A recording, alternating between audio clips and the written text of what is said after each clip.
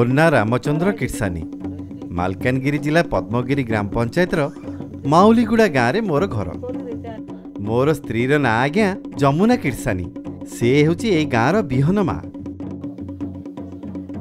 आम निज घरे जाति जातिका देशी बिहन साइती रखिबा सह गाँवर अन्य मानकु देशी पद्धति रे बिहन साइती रखिबा पद्धति संपर्क रे जमुना आमर शिखाई थाए। आउ जमुनार कामरे मु भी सहाय्य करिथाए। आसंतु मु आउ जमुना मिसी एबे आपनकु देखेइबु बिहन सबको किपरि साइती रखिबाकु हेबो। प्रथमे आसंतु जानि नेबा धान बिहन को किपरि साइती रखिबा। ताहाले एथिरे आउ पोको लागिबो नाही कि नष्ट हेबो नाही। धान बिहन साइती रखिबाकु आमकु दरकार गोटिए बाउंस डोली, किछि गोबर, किछि माटी एवं किछि सुखिला नड़ा। प्रथमे धान बिहन को 2-3 दिन खरारे भल करी सुखाई देबा उचित। 2-3 दिन खरारे भल करी सुखिथिबा धान बिहन को आनी प्रथमे बाउंस डोली रे ढाली देबा। धान ढाली सारिबा परे बाउंस डोली रो मुह को नड़ा देई भल भाबरे बंद करि देबा। एई देखंतु आमे किपरि करूछु।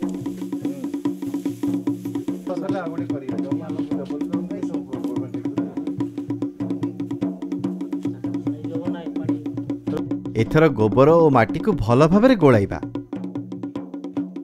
आउ बाउंस डाला उपरे रखी एईपरि भाबरे भल भाबरे लेपि देबा।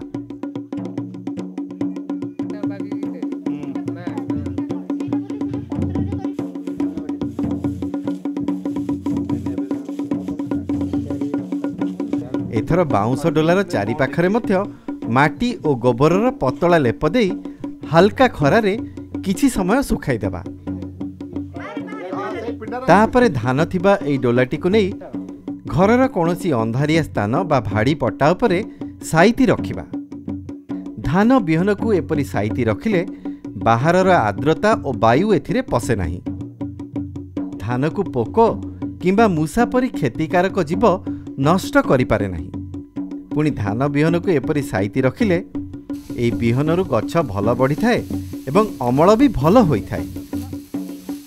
धान बिहन संरक्षण पद्धति तो शिखिले। एबे आसंतु देखिबा डाली जातीय बिहन को किपरि रखिले एथिरे पोको लागिबो नाही कि नष्ट हेबो नाही। डाली जातीय बिहन को साइती रखिबा पई आमको दरकार गोटिए माटी हांडी, हांडी मुह घोड़िया पई किछि सुखिला नड़ा, किछि पाउंस, किछि निम्ब पत्र, किछि करंज पत्र, किछि कमला बा लेंबू पत्र। प्रथमे एक दरी बा सफा जगार भल करी सुखिथिबा डाली जातीय बिहन को ढालिबा। एथिरे प्रथमे किछि पाउंस गोलाइबा। तापरे एथिरे पकाइबा किछि लिंब पत्र, किछि कमला पत्र बा लेंबू पत्र एवं शेषरे किछि करंज पत्र। एसबु को भल भाबरे पुणी गोलाइबा।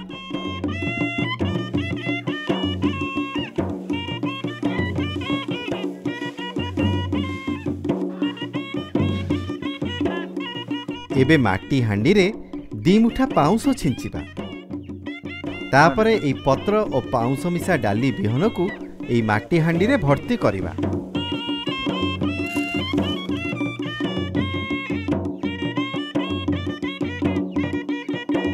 एबे हांडी उपरे नड़ा देई गोबर और माटीर प्रलेप द्वारा हांडीर मुह को भल भाबरे बंद करिदेबा।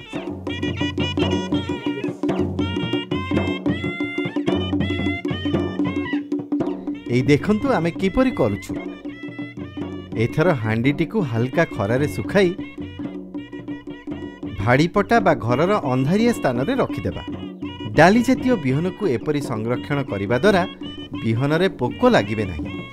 बिहन सुखिला रहिबा सह एथिरु गछ मध्य भल हेबो। धान और डाली जातीय बिहन को केमती रखिबा तो देखिले। एथर ताहले चलंतु मांडिया जातीय बिहन को किपरि साइती रखिबा से कथा जानिबा।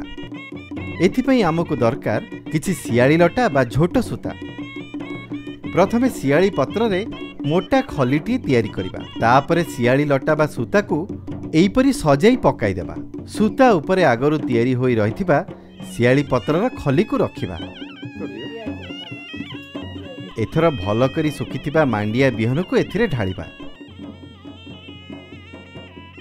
पत्र को चारिपटु पुड़ा करिबा परे भल भाबरे सजाड़ी सूतारे एमिति बांधी देबा।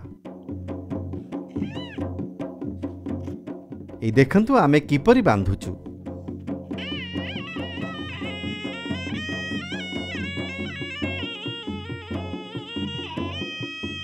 एई बिहनरे किछि गंधयुक्त पत्र मिसाइले भी बहुत भल।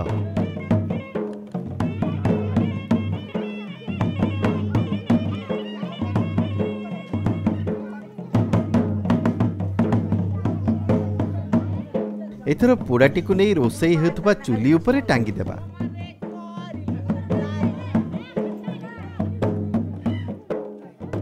मांडिया और डाली जातीय बिहन को एपरी रखिले वर्ष वर्ष धरी एथिरे कीड़ा लागिब नाही।